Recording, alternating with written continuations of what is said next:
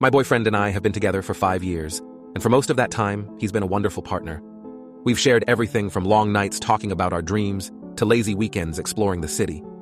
I used to feel like we were unstoppable together, a team through everything. But lately, he's been distant, and I had this sinking feeling that something was changing between us. He began canceling our plans more frequently, and each excuse seemed more flimsy than the last. He'd started turning his phone away from me when I'd sit next to him and would quickly close out messages whenever I happened to look over. I tried convincing myself that I was just being paranoid and that he was just going through something he didn't want to talk about. But the gnawing feeling only grew. Then one night, he told me he had a business dinner. Now, this was unusual. He rarely had these business dinners. I wasn't planning to check up on him, but something inside me felt unsettled.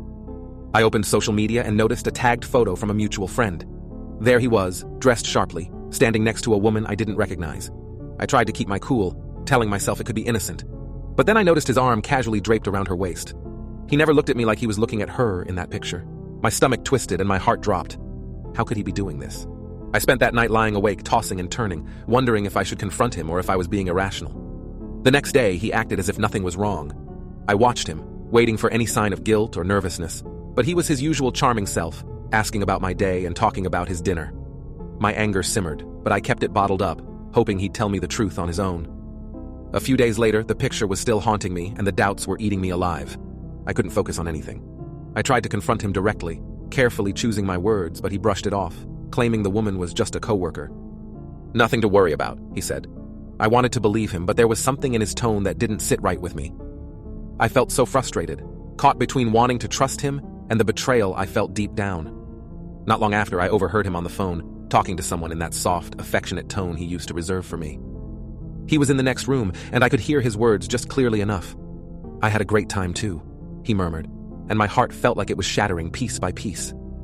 I couldn't believe he was doing this right under my nose, as if I wouldn't notice or didn't deserve the truth. Finally, I couldn't take it anymore. I had to know. That night, while he was asleep, I found his phone lying next to him, screen unlocked. My hands were shaking as I opened his messages. There it was, message after message with her. All the sweet words he used to say to me were now directed at her. They talked about little secrets and inside jokes, even had plans for a weekend trip. My heart broke all over again as I scrolled through the messages. I could feel tears streaming down my face, but I couldn't stop reading. I didn't even recognize the person in these messages. I decided I couldn't let this slide. The betrayal was too deep, and the disrespect too blatant. The next morning, I looked him straight in the eye and told him I knew everything. I told him about the messages, the photo, and the lies he fed me. For a moment, he looked genuinely remorseful, but it didn't last. He tried to twist it around, saying that I was overreacting and that it wasn't as serious as it looked. He said they were just friends, and insisted he didn't mean to hurt me. But the damage was done. The love I had for him felt tainted by every word he tried to justify. After a few days of back and forth, I knew I couldn't stay. I packed up my things, each item feeling heavier than the last. Leaving felt like tearing a part of myself away, but I knew I deserved better. As I closed the door to the apartment we once shared, I felt a strange mix of grief and relief. I walked out, vowing to rebuild my life without him. Over the next few weeks, I threw myself into new routines, reconnecting with old friends, and exploring things I'd let go of while we were together. It was hard, especially at first, but I found strength I didn't know I had. I missed him, or rather, I missed the person I thought he was. Slowly, I started to realize that I was better off without someone who couldn't value me. Months passed, and I started to heal. I discovered new passions, found joy in little things, and most importantly, I found myself again.